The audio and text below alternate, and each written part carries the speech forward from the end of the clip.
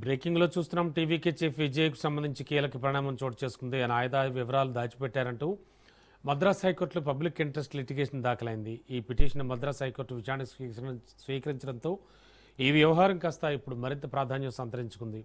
IT దాడుల్లో లభించిన ఆధారాలకు విజయ్ ప్రకటించిన ఆదాయానికి పొంతం లేదని పిటిషనర్ ఆరోపిస్తున్నారు. ఈ నేపథ్యంలో విజయ్పై క్రిమినల్ చర్యలు తీసుకోవాలని కోర్టును కోరారు.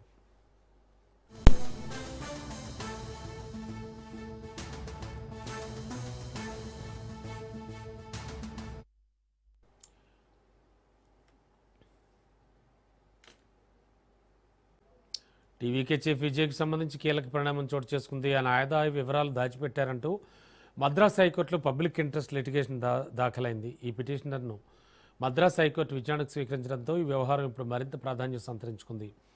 ఐటీ దాడుల్లో లభించిన ఆధారాలకు విజయ్ ప్రకటించిన ఆదాయానికి పొంతం లేదని పిటిషనర్ ఆరోపిస్తున్నారు. ఈ నేపథ్యంలో విజయ్పై క్రిమినల్ చర్యలు తీసుకోవాలని కోర్టును కోరారు.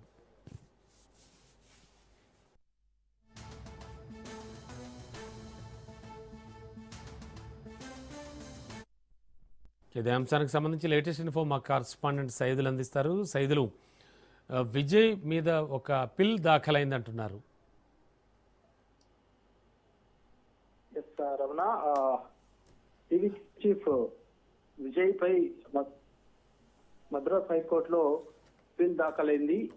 టీవీకి అధినేత నటుడు విజయ్ ఆదాయ వివరాలు దాచిపెట్టాడంటూ మద్రాస్ హైకోర్టులో public interest litigation దాఖలైంది.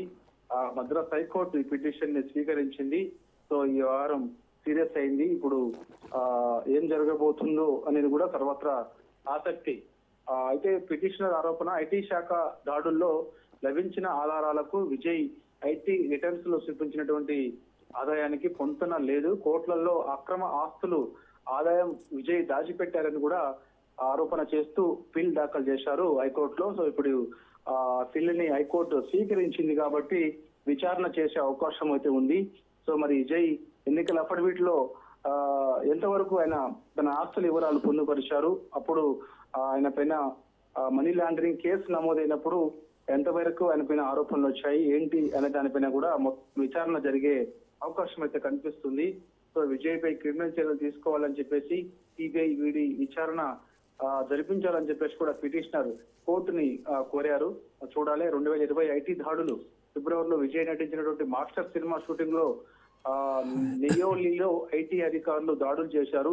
Chennai మధురలోని Vijay ఇల్లు ఆఫీసులపై కూడా సోదాలు జరిగాయి. 300 కోట్ల రూపాయల వరకు కూడా ఆయన ఐటీ రిటర్న్స్ చూపించలేదని చెప్పేసి కూడా ఆయన పైన ఆరోపణలు ఉన్నాయి. పెద్ద ఎత్తున పన్ను ఎగవేశాడని చెప్పేసి కూడా విజయ్ పైన ఆరోపణలు వచ్చాయి.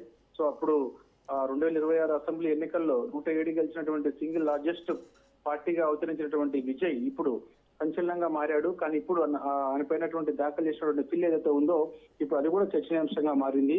అసలు విజయ్ ఐటీ రిటర్న్స్ విషయంలో క్లారిటీగా ఉన్నాడా లేదా, ఇప్పుడు ఆయన ఎన్నికల అఫిడవిట్ లో పొందుకొస్తున్న అంశాలు అవన్నీ నిజమేనా అనేది కూడా ఇప్పుడు చర్చనీయాంశంగా మారింది. కాబట్టి చూడాలి. ఇప్పుడు హైకోర్టు నోటీసులకు సంబంధించి ఖచ్చితంగా విజయ్ ఆరోపణలు ఏవైతున్నాయో ఆ విచారణ కూడా చేసే అవకాశం అయితే కనిపిస్తుంది. ఆరోపణలో నిజం ఉంటే మాత్రం Ramana, PMLA income tax act కింద విజయ్ పైన కేసు నమోదు అయ్యే అవకాశం అయితే కనిపిస్తుంది.